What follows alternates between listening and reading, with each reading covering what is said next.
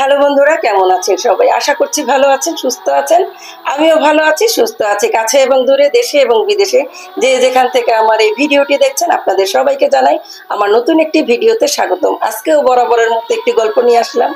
গল্পটি হলো একটি ছেলে তার জীবনের গল্প বলেছে, বলছে আপু আপনি একটু শেয়ার করে দেবেন। আসলে তার গল্পটাই আমি তুলে ধরছি। তো ওর বাবা ছিল না, ওই ছেলেটার মা আর ছেলে মিলে ওই যে রাস্তার মধ্যে যে পাইপগুলি আছে না, পাইপের নিচে ঘুমিয়ে থাকে। তো মা মানুষের বাসায় কাজ করতো। তো কাজ করে এসে যেদিন কাজ করতে যেত খাবার পেতো, আর যেদিন কাজ করতে না যেত খাবার পেত না। ছেলেটা ক্ষুধার জ্বালায় 3 দিন না খেয়ে আছে। 3 দিন না খেয়ে থেকে সে ভাবছে কি করব কি করব, কিছুই কোনো কাজ কেউ দিচ্ছে না।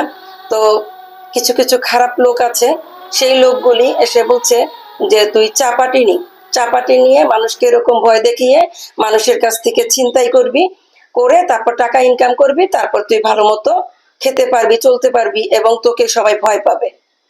তো ওই ছেলেটি ক্ষুধার জ্বালায় এই চাপাটি হাতে নিয়েছে এবং সে এরকম অপারেশনে গেছে, সে ছিনতাই করতে গেছে, ছিনতাই করতে গিয়ে ধরা খেয়েছে। ধরা খেয়ে খাবার পরে সে জেলখানায় গেছে। জেলখানায় গিয়ে সে একজনের বই পাইছে। বইয়ের মধ্যে গাড়ির যে কাজকর্ম আছে, ইঞ্জিন টিঞ্জিন ঠিক করারই, তো ওই লোকটা নাকি ওই লোক কাজগুলি করতো আর ওইগুলি পড়াশোনা করতো। ওইখান থেকে সে ওইখানে বসে বসেই ওই কাজগুলি শিখেছে। তো জেলখানায় বসে সে ওই বই পড়ে পড়ে কাজ শিখেছে। সে জেলখানা থেকে বের হয়েই একটা গ্যারেজে চাকরি নিয়েছে। চাকরি করতে করতে সে গাড়ির এমন কিছু নাই যে সে জানে না। গাড়ির সমস্ত পার্টস কোথায় কি সবকিছুই সে জানে। এরকম করতে করতে চাকরি করতে করতে এর মধ্যেই ওর মা মারা গেছে। তারপর ও টাকা জমিয়ে জমিয়ে নিজে একটা গ্যারেজ দিছে।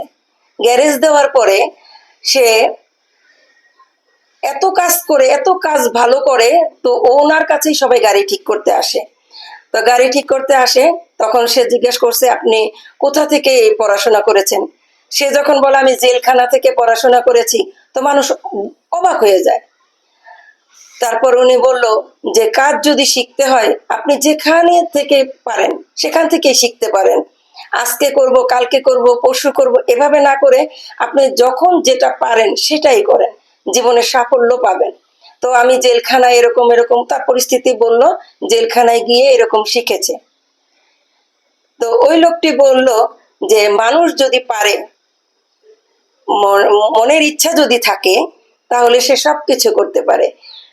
প্রকৃতপক্ষে এই গল্প থেকে আমরা শিক্ষা পেলাম যে আমরা যদি চাই, আমরা যদি ইচ্ছা করি, তাহলে জীবনে সাফল্য আনতে পারবো। কিন্তু আজ করব কাল করব এভাবে করলে হবে না। জীবনে সাফল্য আনতে হলে যখন যে পরিস্থিতিতে থাকেন সেইভাবেই কাজ চালিয়ে যেতে হবে। আজকের মতো টাটা বাই বাই। গল্পটি ভালো লাগলে লাইক করবেন, কমেন্ট করবেন এবং আমার চ্যানেলটি সাবস্ক্রাইব করবেন। আর যারা অলরেডি সাবস্ক্রাইব করে দিয়েছেন তাদেরকে জানাই অসংখ্য অসংখ্য ধন্যবাদ। Tata bye bye.